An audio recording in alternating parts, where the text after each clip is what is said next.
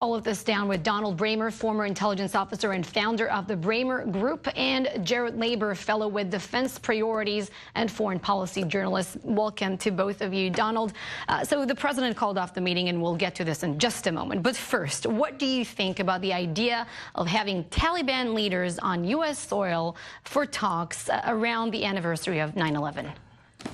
Well, I think the visual of that is just bad from the get-go. And if you look at this, the ideal of having Taliban leadership in the United States with the president has the potential to provide recruiting data, propaganda data that the Taliban would use for years to come. You know, it's almost as if they were creating a Trojan horse, if you will, of being able to collect these images so they could use them for recruiting potential.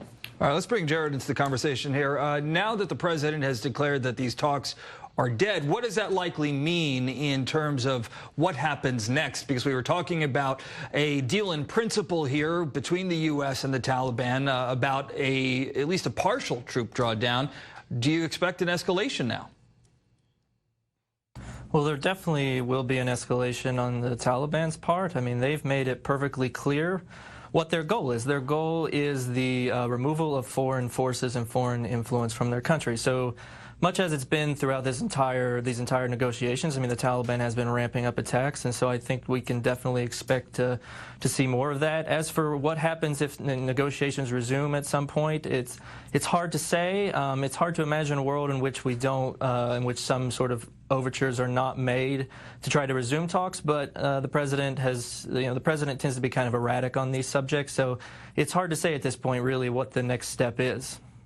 Donald, despite the attack, it sounds like the United States did make some progress, toward promoting peace talks between the Afghan government and the Taliban, and also towards starting to narrow down the U.S. military presence there. But why should peace in Afghanistan be a top priority for the United States?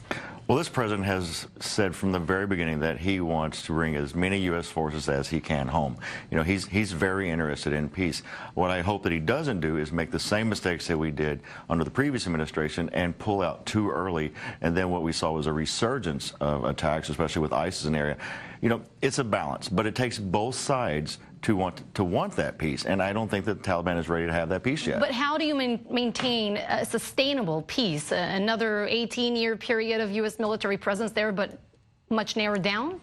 You know, I think that remains to be seen, but what you have to see is what I think, the Taliban truly needs to recognize the Afghani government, and they need to find this compromise. You know, one example is the U.S. had negotiated the release of Taliban prisoners to give back to them, and all that they primarily asked for was an exchange with a ceasefire. The Taliban would not even agree to that one term. Jerrod, let's bring you back in here, because certainly the fact that an American soldier was killed in this attack last week, this was the deal breaker for President Trump. But there are many critics out there who said that the U.S. should not have been quite so actively pursuing an end to this at a time when we've been seeing Taliban attacks and suicide bombings almost on a weekly basis. Do you agree with that? No, I don't. I think this war has been 18 years, and we've accomplished very little of enduring progress has been accomplished in the interim. I think an exit strategy is ultimately the best strategy. Whether or not this particular deal with the Taliban would have facilitated an intra-Afghan dialogue, it's hard to say. The Taliban are not exactly great negotiating partners, as they've shown, but I mean, 18 years is a long time. We have to ask ourselves, how much more are we willing to invest? How many more lives, how much more money are we willing to invest to not get a lot of results out of it? The Afghan government is corrupt. It can't stand on its own 2 feet. There's no evidence to me that would change with 5 more years of investment at any given troop level, or 10 more years of investment. So, we've proven ourselves to be not very effective state builders. So I think exit at this point is the best strategy. When the president, Donald, was asked about 14,000 troops that are still in Afghanistan, he said, and I'm quoting, "We'd like to get out, but we'll get out at the right time." What is the right time, to Jerrod's point here? Will there ever be a right time? Right time is around Christmas or elections, probably. The right time is an open-ended. We saw this in Syria. We've seen this historically through the United States, whether it's been from World War II forward. there's never a right time to get out. I think the biggest thing is to remember that we hope that what we've done there, that our troops have not fallen in vain, and that all this loss, all these resources were not just a waste of energy.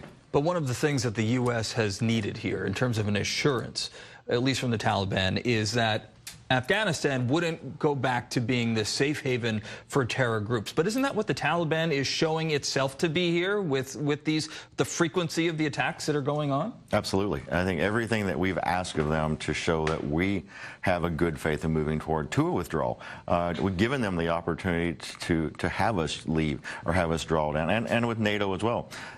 They've agreed out of one side, and then they've gone back and countered their own commitment and their own language to a point where it puts the United States, it puts our NATO allies in a very bad predicament. Jerrod, really quickly, theoretically, what do you think about a strategy of telling Taliban leaders, listen, as long as you don't launch attacks outside this country, as long as you do not pose a threat to U.S. national security, we have no problem with you? I think that is the selling point. Yes, I mean, and as it currently stands, the Taliban don't present a threat to our security, and neither really do I think do sort of the terrorist operators within Afghanistan. I don't think that a situation, the sort of pre-9/11 conditions would reemerge. We're much more attuned to the threat. We have the political will to counter it. I just don't see the scenario where if we were to leave Afghanistan, all of a sudden it would be September 5th, 2001 again. I just don't think that holds up to scrutiny. All right, Jerrod Laber, Donald Bramer, we thank you so much both for your time. Appreciate it.